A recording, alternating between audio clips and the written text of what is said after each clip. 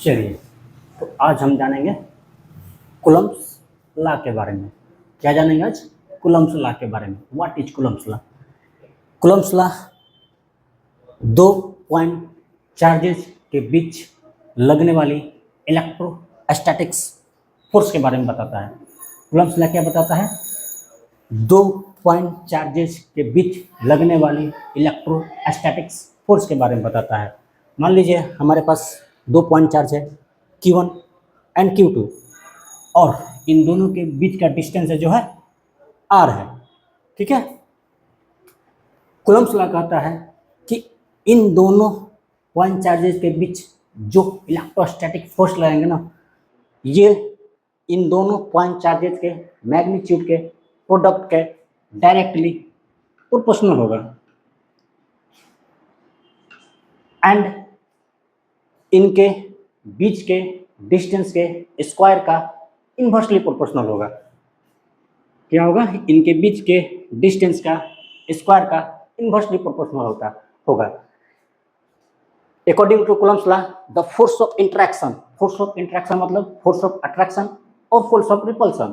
तो according to Coulomb's law, the force of interaction between two point charges is directly proportional to the product of the magnitude of the charges and inversely proportional to the square of the distance between them। मतलब F is directly proportional to Q1 and Q2 and inversely proportional to R square, जहाँ Q1 Q2 क्या है? magnitude of the two point charges, R क्या है? distance between two point charges। जब हम proportionality का sign हटाएंगे तो एक कांस्टेंट आएगा। यस, जब हम प्रोपोर्शनलिटी का साइन हटाएंगे तो एक कांस्टेंट आएगा जिसको हम डिनोट करते हैं के से। उस कांस्टेंट को यहाँ पर किस चीज से डिनोट करते हैं? के से। तो हम लिखेंगे F इक्वल टू के Q1 Q2 upon R square. ठीक है, जहाँ पर के क्या है? एक प्रोपोर्शनलिटी कांस्टेंट है। हियर के इज ए प्रोपोर्शनलिटी कांस्टेंट जिसका वैल्यू होती है 9 इंटू 10 टू पावर 9। के की न्यूमेरिकल वैल्यू कितनी होती है? 9 इंटू 10 टू पावर 9। अब इसका यूनिट क्या होगा बताइए? इसका यूनिट क्या होगा? चलिए निकालते हैं इसका यूनिट क्या होगा। ठीक है, हमने क्या लिखा है? F इक्वल टू के Q1 Q2 upon R square. Coulomb's law के अनुसार यही होगा। F इक्वल टू के Q1 Q2 upon R square. हमको इस के का यूनिट निकालना है। हम क्या करेंगे ना, के को एक साइड ले लेंगे, बाकी साइड को एक साइड भेज देंगे। तो हम लिख लेंगे के equal to F R square upon में Q1 Q2। अब के का यूनिट निकालते हैं। एफ क्या है? फोर्स है, इलेक्ट्रोस्टैटिक फोर्स है। फोर्स का यूनिट क्या होता है? न्यूटन। तो लिखेंगे इस फोर्स का यूनिट क्या है? न्यूटन। आर क्या है? डिस्टेंस है ना बिटवीन टू चार्जेस, और डिस्टेंस का यूनिट होता है मीटर। क्योंकि ये आर स्क्वायर है इसलिए यहां पर लिखेंगे मीटर स्क्वायर। अपॉन में Q1 क्या है? चार्जेज है ना, चार्ज है Q1 और चार्ज का यूनिट होता है कूलम। अब जानते हैं चार्ज का यूनिट होता है कूलम, तो लिखेंगे कूलम। अगेन एक Q2 है, ये भी चार्ज है और चार्ज का यूनिट होता है कूलम, तो लिखेंगे अगेन एक C लिखेंगे। तो के का यूनिट क्या बन गया? न्यूटन मीटर स्क्वायर पर कूलम स्क्वायर। के का यूनिट क्या बन गया? न्यूटन मीटर स्क्वायर पर कूलम्ब स्क्वायर। तो लिख देते हैं यहाँ पर न्यूटन मीटर स्क्वायर पर कूलम्ब स्क्वायर। ठीक है, चलिए इसको हटा देते हैं।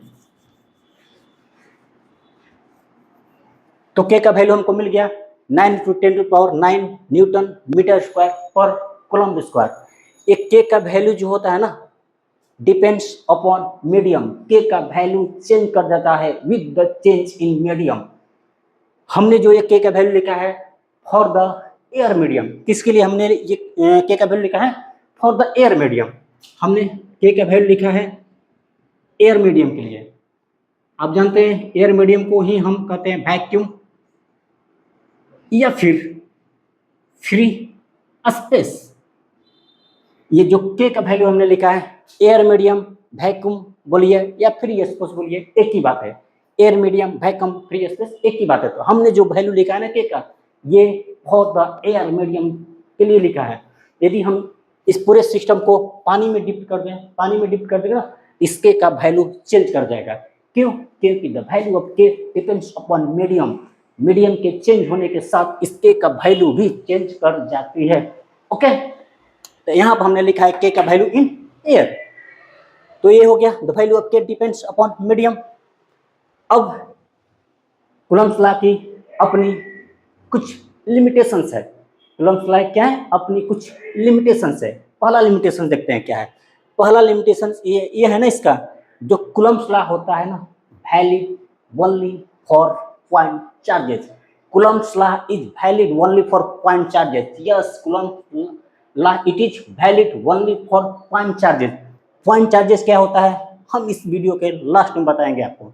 अब जानते हैं तो ठीक है, जो नहीं जानते लास्ट में हम बताएंगे इस वीडियो के पॉइंट चार्जेस क्या किसको बोलते हैं।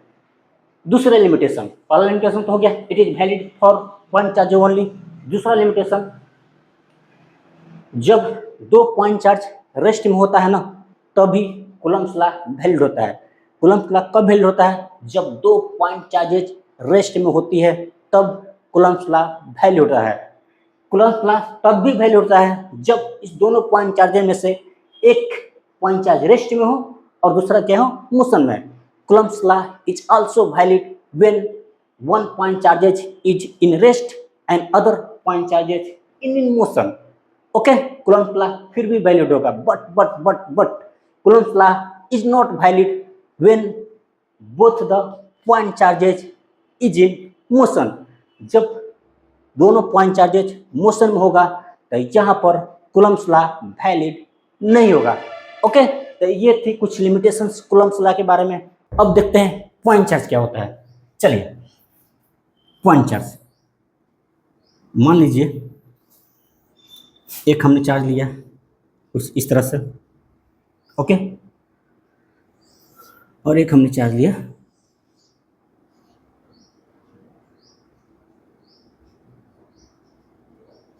कुछ इस तरह से। इन दोनों चार्ज में क्या अंतर है? दोनों पॉजिटिव चार्ज है ना, है पॉजिटिव चार्ज, बट ये वाला पॉजिटिव चार्ज ना किसी सिंगल पॉइंट पर एग्जिस्ट करता है। ये क्या करता है? पॉजिटिव चार्ज किसी सिंगल पॉइंट पर एग्जिस्ट कर रहा है, और ये पॉइंट चार्ज स्कैटर्ड है। देख लीजिए इस तरह से एक्सटेंडेड है ना, पॉइंट चार्ज स्कैटर्ड है। ऐसा पॉइंट चार्ज प्लस चार्ज यहाँ पर सिंगल है, यहाँ पर कितना है? बहुत सारे हैं, है ना, बहुत सारे प्लस चार्ज यहाँ पर, और ऐसा प्लस चार्ज यहाँ पर केवल सिंगल है और सिंगल पॉइंट पे एग्जिस्ट करता है। और यहाँ पर प्लस चार्ज क्या है? बहुत सारे हैं और इस तरह से स्कैटर्ड है।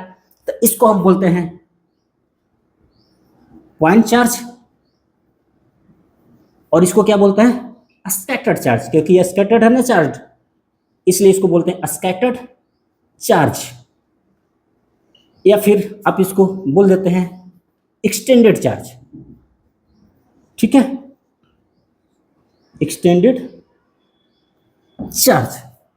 तो यह है पॉइंट चार्ज, ये है स्कैटर्ड चार्ज। तो कूलम्ब्स लॉ किसके लिए वैलिड है? इस पॉइंट चार्ज के लिए वैलिड है। इस स्कैटर्ड चार्ज के लिए, इस एक्सटेंडेड चार्ज के लिए कूलम्ब्स लॉ वैलिड नहीं है।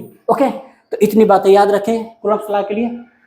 आज के लिए बस इतना ही, मिलेंगे अगले वीडियो में एक नए टॉपिक के साथ। तब तक के लिए wish you all the best. Thanks for watching.